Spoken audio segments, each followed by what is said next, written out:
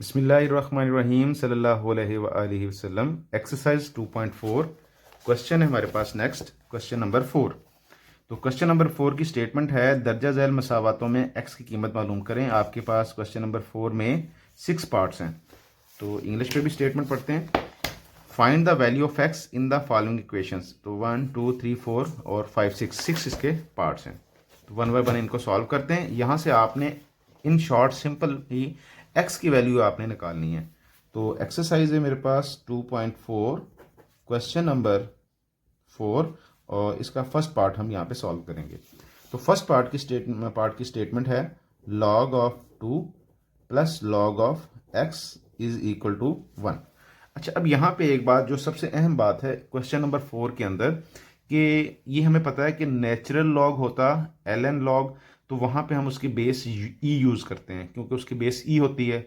और अगर LOG log लिखा हुआ है तो उसकी बेस में अगर कुछ नहीं लिखा तो वो बेस 10 है। अगर कुछ लिखा है तो वहाँ पे वो बेस लिखी होगी कि या 2 है या 3 है या 5 है या कुछ भी है। अगर नहीं लिखा तो इसका मतलब है वहाँ पे लॉग जो बेस है वो 10 है। तो अब हम इसको सॉल्व करते हैं। तो सबसे पहले आप देखें यहाँ पे ये log 2 है प्लस log x है, दोनों के दरमियान में यहाँ पे अगर प्रोडक्ट ला उसकी राइट साइड है तो इसको हम इकट्ठा कर देते हैं। तो log मेरे पास आएगा 2x इज इक्वल टू 1। अच्छा, अब मैं इसको इसकी कुव्वत नुमाई शक्ल यानी कि इसकी एक्सपोनेंशियल शक्ल नोटेशन के अंदर लिखता हूँ। तो उस वक्त लिखने के लिए अगर आपको याद हो कि यहाँ पे अगर मैं कुछ नहीं लिखा तो यहाँ पे इसका मतलब है बेस 10 है। तो मैं इसका क्या करूँगा, अब ये जो बेस में लिखा हुआ है इसको मैंने ऊपर लिखा, जो सामने लिखा है वो इसकी पावर है और जिसका लॉग लिया जा रहा है वो 2x है। इस तरह के क्वेश्चन आपने लास्ट एक्सरसाइज में भी किए हुए हैं। अब यहाँ से आपने सिंपली x की वैल्यू निकालनी है। तो x की वैल्यू निकालने के लिए हम ये तरीक़ेकार इस्तेमाल करते थे कि या नीचे वाली सेम होती थी या ऊपर वाली सेम होती थी, कुछ कट जाती थी, उसमें से सिंपली x की वैल्यू आ जाती होती थी। लेकिन यहाँ पे अगर आप देखें, यहाँ पे 10 की पावर 1 है तो उसका मतलब है कि आंसर 10 होगा इज इक्वल टू 2x। अब आपके पास x के साथ 2 मल्टीप्लाई हो रहा है तो मैं यहाँ पे भी 2 से डिवाइड कर देता हूँ, यहाँ पे डिवाइड कर देता हूँ, यहाँ पे ये कट जाएगा और यहाँ पे आपस में कटने के बाद इसको मैं अगर x इज इक्वल टू, मेरे पास क्या आंसर निकलेगा, x is equal to 5। Second part है log ऑफ x बेस में है 2 प्लस log ऑफ 8 बेस में है 2 इज इक्वल टू 5। अब देखें, पहला क्वेश्चन था वहां पे log की बेस में कुछ नहीं लिखा था तो हमने वहां पे 10 लिखा, खुद लिखा ही मैंने रेड बॉल पेन से भी मैंने लिख दिया क्योंकि ये अंडरस्टूड बात है। अगर नहीं लिखा हुआ कुछ, यहाँ पे बेस 2 3 5 नहीं लिखी तो इसका मतलब भी यहाँ पे बेस 10 आपने लिख देनी है। लिखे ना लिखे ये अंडरस्टूड बात है। तो यहाँ पे अब इसने देखें, इसने बेस में 2 लिखा हुआ है। तो अब हम इसको इकट्ठा करते हैं। तो इकट्ठा करने से पहले यहाँ पे आप देखें कि जो 8 है इस ये 2 की पावर 3 बनता है। तो मैं यहाँ पे इसको सॉल्व करता हूँ। log ऑफ x बेस में है 2 जमा log ऑफ 2 की पावर 3 और बेस में मेरे पास है 2 इज इक्वल टू मेरे पास है 5। अच्छा, अब यहाँ पे आप देखें ये 3 जो पावर ला लगाएंगे तो इसमें 3 इसकी पावर इसके स्टार्ट में आ जाएगी। तो log ऑफ x बेस में 2 प्लस 3 log ऑफ 2 बेस में 2 इज इक्वल टू मेरे पास आए जी 5। अच्छा, अब आप यहाँ पे देखें कि भी मैंने आपसे पहले एक जो इसमें फोर्थ लॉ है जिसे हम कहते हैं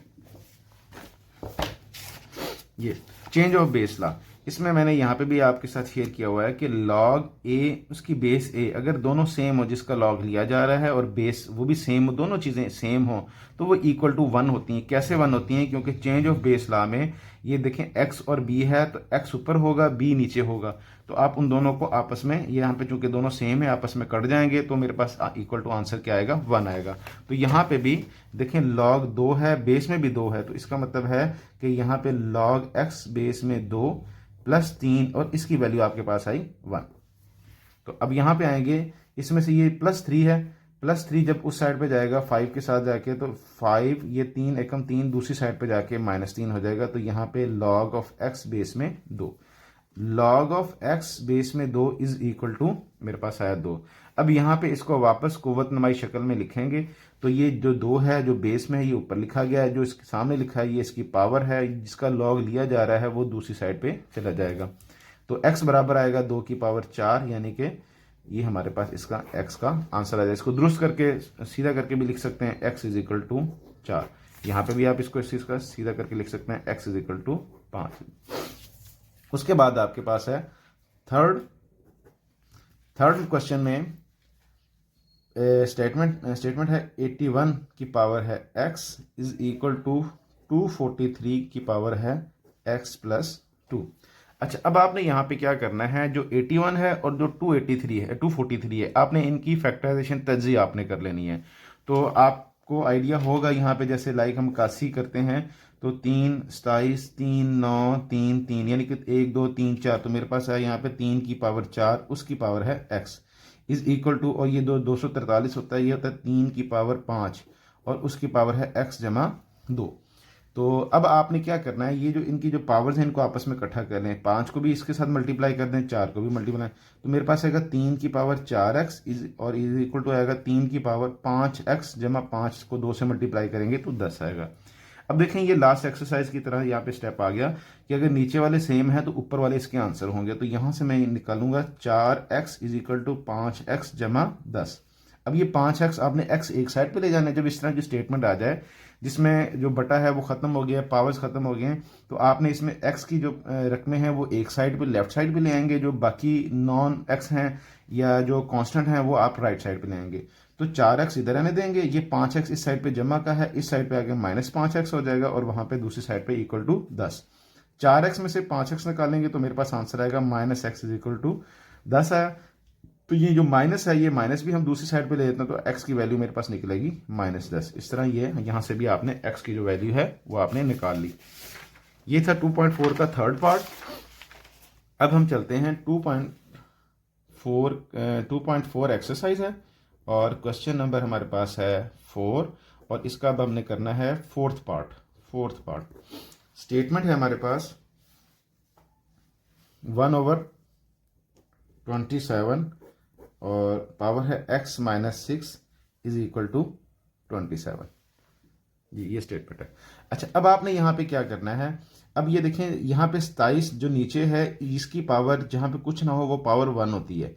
अब ये 27 की पावर जो 1 है, जब मैं इसको ऊपर लेके जाऊंगा तो ये मेरे पास यहाँ बन जाएगा 27 की पावर -1। जब ऊपर लेके जाऊंगा उसकी पावर बाहर है x - 6 इज इक्वल टू 27। अब ये जो दो पावर हैं, 27 की दो पावर्स हैं, एक पावर है -1 जो मैं जब मैं नीचे से ऊपर लेके आया तो +1 -1 हुई, और एक बाहर है x - 6। इनको आपस में मल्टीप्लाई करता हूँ दो पावर्स को, तो 27 की पावर आया है जी -x और जमा 6 इज इक्वल टू 27। अच्छा, अब यहाँ पे आप देखें, आपसे पहले भी जैसे यहाँ पे भी बताया कि भाई जहाँ पे कुछ ना लिखा हो अगर किसी रकम की पावर में तो वो 1 होती है, तो इसका मतलब है यहाँ पे भी पावर इसकी 1 है। तो अब नीचे वाले 27 यानी कि 27 सेम है, तो ऊपर वाले हमारे आंसर होंगे। तो -x + 6 इज इक्वल टू 1। यहाँ से आप x की वैल्यू आप निकालेंगे तो मेरे पास यहाँ से आएगा -x इज इक्वल टू 1, ये 6 इस साइड पे जाके -6 हो जाएगा, तो -x इज इक्वल टू -5। दोनों साइडों से माइनस को कट कर देंगे तो यहां से जो मेरे पास आंसर निकलेगा x इज इक्वल टू 5 निकलेगा।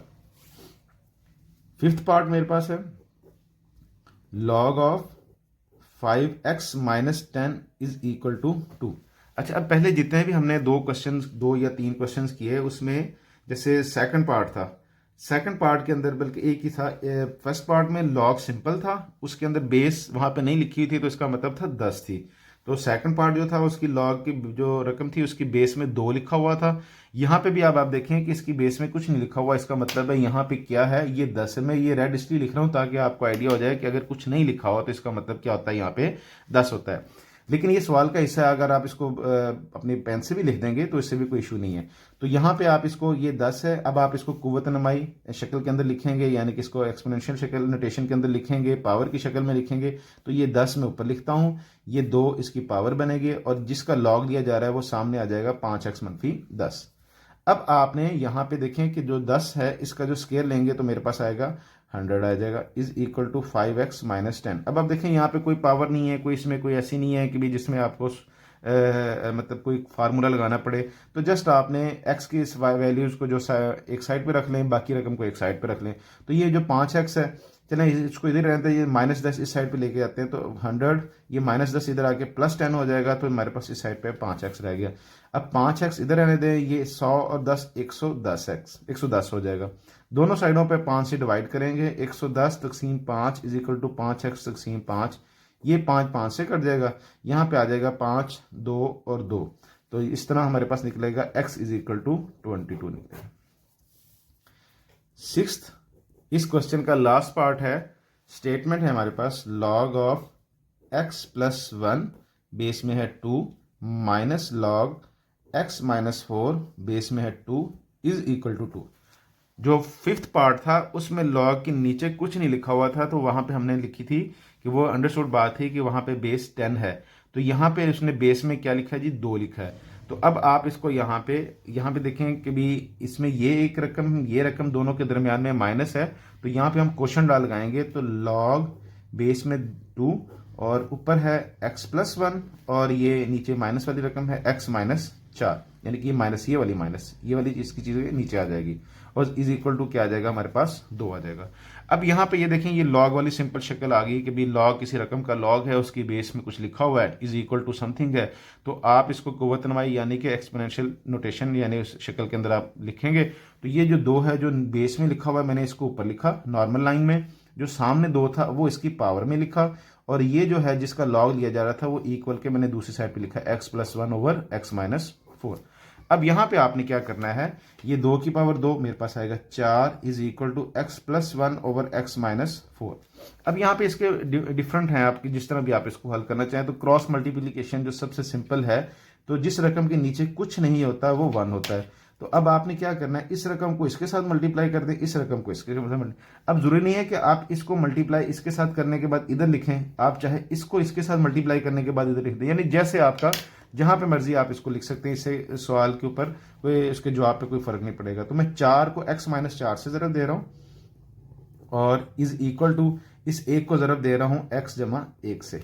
अब ये वाली जो चीज आपने इसको 1 को इसके साथ मल्टीप्लाई किया, जो मैंने राइट साइड पे लिखी है, आप लेफ्ट साइड पे भी लिख सकते हैं, इससे सवाल पे कोई फर्क नहीं पड़ेगा। अब इसको 4 और 1 को मल्टीप्लाई करता हूं और इसमें से x एक साइड पे कर देता हूं, बाकी एक साइड पे 4x minus 16 is equal to 1x जमा 1 एकम 1। अब आपने x की वैल्यूज एक साइड पे लेनी है, 4x, ये x भी इधर आ गया माइनस x हो जाएगा, ये 1 उधर है, 16 उधर जाके जमा 16 हो जाएगा। तो 4x में से 1x निकालना, तो मेरे पास आएगा 3x और 3x की वैल्यू बाद हमारे पास इसका आंसर जो आएगा वो हमारे पास आएगा 17। अब यहाँ से आपने x की वैल्यू निकालनी है, तो आपने तो यहाँ पे भी 3 पे डिवाइड कर देना है, यहाँ पे भी 3 पे डिवाइड कर देना है, 3 3 से कट जाएगा, तो x बराबर आएगा 17/3 हमारे पास यहाँ पे आएगा। अब यहाँ पे हमारे पास x इक्वल टू 17/3 है, लेकिन जब हमने इसके आंसर की तरफ देखें तो किताब के मुताबिक इसका आंसर निकालते हैं, तो हम इसको बटे सही की शक्ल में लिखा हुआ है। तो यहाँ पे मैं इसको डिवाइड करता हूँ, 17 को मैं 3 पे डिवाइड करता हूँ, तो 3 जाएगा 3 5 15 और 2 बच जाएगा। तो हम इसको लिखते होते हैं, दिस एम्प्लाइज जो ऊपर यहाँ पे लिखा है 5, ये ऊपर और ये 3 इसके नीचे आ जाएगा, 5 सही 2/3। तो इसको अब चेक भी कर लेते हैं, 3 को 5 से मल्टीप्लाई करेंगे 15, 15 में 2 ऐड करेंगे 17, 17/3 हमारा इसके बाद ये चीज़ आंसर आ गई। तो जो किताब पे आखिर पे आंसर है ये भी दुरुस्त है और ये वाला बटे की शक्ल में सही की शक्ल में लिखा हुआ है। तो इस तरह आपके जो 2.4 का क्वेश्चन नंबर 4 यहाँ पे कंप्लीट हुआ। अस्सलाम वालेकुम।